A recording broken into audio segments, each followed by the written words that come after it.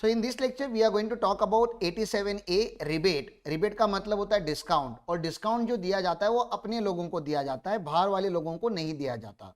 तो जो resident individuals है उन्हीं को ही डिस्काउंट मिलेगा। इसका ये मतलब होता है कि अगर आप प्राइवेट लिमिटेड कंपनी हो, या अगर आप LLP हो, या अगर आप फर्म हो, या अगर आप HUF हो, या आप कोई भी और पर्सन हो, तो आपको रिबेट नहीं मिलेगा। उसके अलावा अगर आप इंडिविजुअल हो लेकिन आप नॉन रेसिडेंट हो, आप अनार हो, आप अगर अनार हो रहोगे तो आपको हम क्यों रिबेट देंगे? हम तो अपने लोगों को रिबेट देते हैं। हमारे देश के जो मिडिल क्लास या लोअर सेगमेंट लोग हैं उनको हमने रिबेट देना है। रिबेट कब तक मिलेगा सर? तो रिबेट के 3 कंडीशन है। आप पहले तो इंडिविजुअल रहो, दूसरा रेसिडेंट रहो, और तीसरा आपका टोटल इनकम जो होता है that should not exceed 5 lakh. That means it can be up to 5 lakh. That means it can be less than also 5 lakh. ठीक है ना? तो ये 3 कंडीशंस आपको सेटिस्फाई करने पड़ेंगे। सर रिबेट कितना मिलेगा अगले साल? तो टैक्स लाइबिलिटी और 12,500 विच एवर इज लोअर। ठीक है ना? टैक्स लाइबिलिटी और रिबेट, ऐसा विच एवर इज लोअर क्यों बोला? क्योंकि मैंने बोला रिबेट की वजह से आपको डिस्काउंट नहीं आएगा। मैंने आपको लास्ट एग्जांपल दिया था जहां पे मैंने आपको बताया था आपकी टैक्स लाइबिलिटी 7,500 आई थी, यहाँ पे से रिबेट में 12,500 माइनस करके 5,000 का रिफंड नहीं क्रिएट कर सकता। ठीक है ना? तो मैक्सिमम रिबेट कितना दे सकते हैं हम लोग? 7,500। तो सर वो बचा हुआ 5,000 जो अगले साल कैरी फॉरवर्ड वगैरह का ऐसा कुछ होता है क्या? जी नहीं, हर प्रीवियस ईयर का इंडिविजुअल इंडिपेंडेंट क्या होता है? रिबेट होता है, डिस्काउंट होता है। लेना है तो लो, नहीं लेना है तो मत लो। सर ये देने का पर्पज क्या था? ये रिबेट देने का पर्पज ये था कि जो 5 लाख तक जो इनकम कमाने वाले लोग हैं हमारे देश में, उनके ऊपर टेक्निकली टैक्स ना लगे। अगर मैंने आपको ये भी बताया था कि इसकी जगह पे अगर बेसिक एग्जम्पशन लिमिट को ही इनहांस करते, 2.5 लाख टू 5 लाख करते, तो प्रॉब्लम क्या होता? तो जो रिच लोग हैं उनको भी इसका बेनिफिट मिल जाता ना। जो रिच लोग है वो लोग भी टैक्स नहीं भरते फिर 5 लाख तक, तो गरीब लोग भी 5 लाख तक टैक्स नहीं भर रहे और अमीर लोग भी 5 लाख तक टैक्स नहीं भर रहे। तो ये तो सही बात नहीं हुई ना। ये तो प्रोग्रेसिव टैक्सेशन नहीं हुआ। प्रोग्रेसिव टैक्सेशन का मतलब क्या होता है? गरीबों से कम टैक्स लो और अमीरों से ज्यादा लो। Higher the income higher the tax. तो हमने क्या किया? हमने सबको, तो पहले अमीर हो या गरीब हो, हमने 2.5 लाख का बेसिक एग्जम्पशन लिमिट रखा हुआ है। उसके बाद हमने बोला जो पर्सन का इनकम 5 लाख के ऊपर जाता ही नहीं, उसको हमने 12,500 का मैक्सिमम रिबेट देके रखा है। मतलब टेक्निकली इन इफेक्ट 5 लाख तक इंडिया में इंडिविजुअल के ऊपर टैक्स नहीं लगता। सर वो लॉटरी के ऊपर कितना रिबेट लॉटरी, अगर किसी को लॉटरी लगेगी तो टैक्स का रेट क्या होता है? लॉटरी लगेगी तो 30%। किसी तो पकड़ लो, तुम लोग ने क्या खेला? लॉटरी खेला, ठीक है ना? और तुमको ना लॉटरी से टोटल इनकम हुआ 1 लाख रुपीज का। मतलब तुमने जिंदगी में आज तक और कुछ कमाया नहीं है, खाली क्या कमाया? 1 लाख रुपए का लॉटरी कमाया, और कुछ इनकम नहीं तुम्हारा। बाकी सब इनकम कितना है? 0। तो इसको मैं 2.5 लाख के नीचे करके एग्जेम्प्ट कर दूं क्या? नहीं, लॉटरी टैक्स होता है 115 डबल बी में। कल ही बताया था मैंने, बड़ा बाजीगर, डबल बी, बड़ा बाजीगर करके याद रखो, ठीक है ना? हार कर भी जीतने वाले, जीत कर भी हारने वाले को क्या बोलते? नहीं, हार कर भी जीतने वाले को बाजीगर बोलते हैं। हाँ हाँ, ये बड़े बाजीगर है, ये जुआ खेलते हैं, ठीक है ना? हाँ, ये हारते रहते हैं, हारते रहते हैं, हारते रहते हैं, कभी तो एक बार गलती से जीत जाते हैं। तो इनसे गवर्नमेंट क्या बोलती है? बाजीगर भैया आप कितना भर दो? 30% टैक्स दे दो। इनका दिल बड़ा होता है, ये दे देते हैं टैक्स, ठीक है ना? 30,000 का। तो इसका इनकम टैक्स कितना आएगा? और तो कोई इनकम ही नहीं है, तो इनकम टैक्स कितना आ गया? 30,000 इनकम टैक्स आ गया, बरोबर ना? तो ये बाजीगर भैया आपको पूछ रहे हैं, अंकल अंकल मेरे को रिबेट मिलेगा क्या? रिबेट क्यों? मैंने क्या बोला? रिबेट देने के 3 कंडीशन क्या है? एक तो तुम रेसिडेंट, तो तुम अपने आप को नॉन रेसिडेंट समझ रहे हो क्या?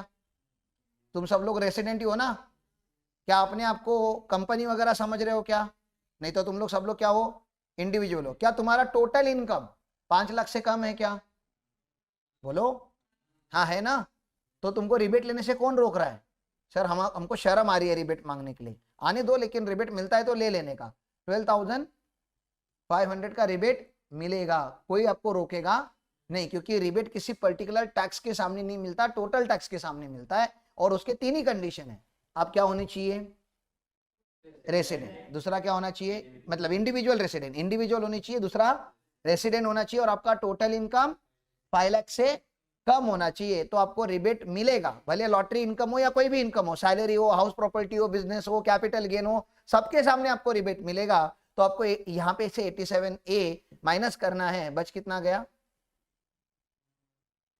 अरे बच कितना गया जल्दी बताओ? कितना? 21,500। वही तो इसका मैथ्स हिल गया भाई, इसको जगाओ। 17,500 ये हो गया नेट टैक्स, ठीक है ना। अब इसमें क्या जोड़ना बाकी है, हेल्थ एंड एजुकेशन सेस @4% जोड़ो। 700 आ रहा है, हाँ तो ये कितना आ रहा है टोटल 18,000। ये आ गया टैक्स लाइबिलिटी, लेकिन इसका टीडीएस भी तो कटा होगा। अरे जुआ वगैरह खेलते हो तो टीडीएस भी तो लगा होगा 194B में। तो एक सेक्शन आता है 194B करके, आगे जाके टीडीएस की सीरीज में आएगा एक टीडीएस आएगा 194B, जिसमें लाख रुपए का 30% इसका टीडीएस ऑलरेडी डिडक्टेड होगा। तो टीडीएस अगर मैं इधर से माइनस करूंगा 30,000, तो मेरे को आपको रिफंड दिख रहा है क्या यहाँ पे, कितने का रिफंड मिलेगा 11,800 का आपको रिफंड मिलेगा। ये ऐसे टैक्स कंप्यूट करना होता है। मैंने क्या बोला समझा आपको। हाँ तो रिबेट मिलता है क्या, रिबेट मिलता है सर, रिबेट का कोई प्रॉब्लम नहीं है, सारे इनकम के सामने रिबेट मिलता है। खाली 87A में एक ही प्रोवाइजो है, वो शेयर मार्केट की जो बात की थी ना आप उन लोग ने, अरुण जेटली सर ने जो सेक्शन लाया था 112A long term capital gain को टैक्स करने के लिए 10% पे, बरोबर ना। कितने सारे कंसेशन दे दिए अरुण जेटली सर ने। एक तो normal long term capital gain का रेट कितना है देश में 20% है, इधर इन्होंने कितना कर दिया 10%। फिर इन्होंने 1 लाख रुपए तक तो ऐसे भी इसको टैक्स नहीं किया, बोला 1 लाख के ऊपर होगा। तो आज आप लोगों ने 3 क्वेश्चन सॉल्व किए मेरे साथ जब रिकॉर्डिंग चालू नहीं था तब, ठीक है ना। तो आपने क्या किया, हर बार आपने 1 लाख रुपए का बेनिफिट दिया था ना, तो आपने नेट ऑफ 1 लाख के ऊपर ही आपने क्या किया टैक्स लगा। यहाँ तो बात तो क्लियर है, ठीक है ना। तो ये नेट 1 लाख रुपीज तक तो आपको टैक्स नहीं लगाते, तो आपको पहले से ही बहुत सारा बेनिफिट दे दिया। और एक बेनिफिट है ग्रैंड फेदरिंग क्लॉज का बेनिफिट है, सेट ऑफ का बेनिफिट है, ऐसे अलग अलग बेनिफिट इस सेक्शन में है। इन्होंने एक बेनिफिट आपसे छीन लिया, आपको 87A का रिबेट नहीं मिलता। तो पूरे इनकम टैक्स में एक लौता ऐसा इनकम है जिसके सामने रिबेट नहीं मिलता, और वो है 112A का लॉन्ग टर्म कैपिटल गेन जो आपको शेयर मार्केट से मिलता है, शॉर्ट टर्म एसटीटी पेड। मैंने क्या बोला समझा सर। मार्केट का अगर शॉर्ट टर्म होगा तो 111A का तो मिलेगा क्या रिबेट, हाँ मिलेगा। मैंने खाली क्या बोला, एक सेक्शन के सामने नहीं मिलता, बाकी सबके सर डिविडेंड इनकम के सामने मिलेगा क्या, हाँ मिलेगा, ठीक है ना। Salary, house property, PGBP, IFOS, interest सबके सामने मिलेगा बाबा। लॉटरी के सामने तक तो दे दिया मैंने, और क्या चाहिए तुझको। खाली एक इनकम के सामने नहीं मिलता, और वो कौन सा है 112A। Will you please remember this, क्योंकि कैपिटल गेन में फिर से टच होने वाला है, तभी आपको मैं पूछूंगा, ठीक है ना। तभी तुम लोग भूले रहोगे, फिर मैं तुमको गाली दूंगा, ठीक है ना। ये सब होने वाला है, फ्यूचर अभी से बता दिया मैंने, ठीक है। इसके बाद टेक्निकली हम लोगों को करना चाहिए मार्जिनल रिलीफ, लेकिन हम मार्जिनल रिलीफ को पेंडिंग रखते हैं क्योंकि आज ही आप लोगों ने सरचार्ज लगाए हुए हैं, तो कंफ्यूज नहीं करना है मुझे आप लोगों को। मार्जिनल रिलीफ हम इवनिंग के लेक्चर्स में चाहिए तो करते हैं, या तो कल के लेक्चर में कर लेंगे। अभी हम लोग कुछ और छोटा मोटा थ्योरी जो पार्ट है उसको उड़ाते हैं।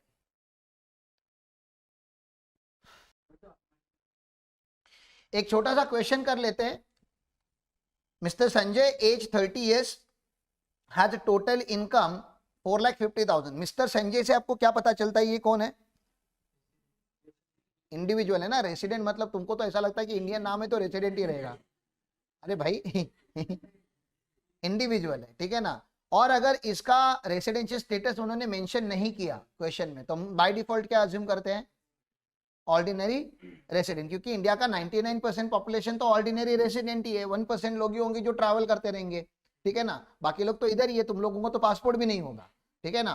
तो इंसल्ट नहीं करना चाहता, लेकिन फैक्ट बता रहा हूँ, पासपोर्ट भी बहुत सारे कम लोगों का होता है, ठीक है।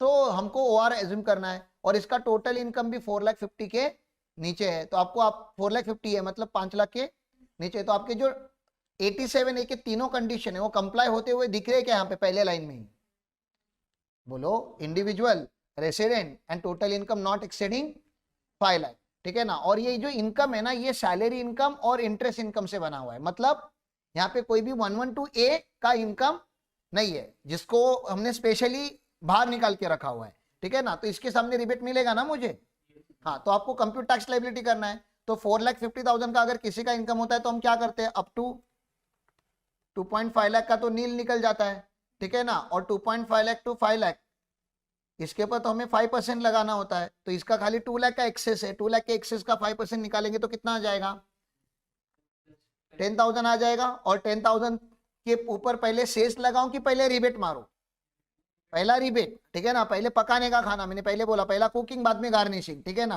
तो मैंने रिबेट मारना है, रिबेट मारना है तो कितना आएगा रिबेट मेरा यहाँ पे मैक्सिमम 12,500 मैंने बोला है। 12,500 स्टैंडर्ड नंबर तो है नहीं, मेरा टैक्स लाइबिलिटी ही 10,000 है, तो रिबेट भी कितना मिलेगा 10,000 का मिलेगा। तो 10,000 का रिबेट मिल गया तो टैक्स लाइबिलिटी इनकम टैक्स नील आ गया, नील आ गया तो नील का तो 4% ऐड नहीं होता, तो फाइनल टैक्स लाइबिलिटी भी कितना हो जाएगा, नील हो जाएगा। मैंने क्या बोला, क्लियर है?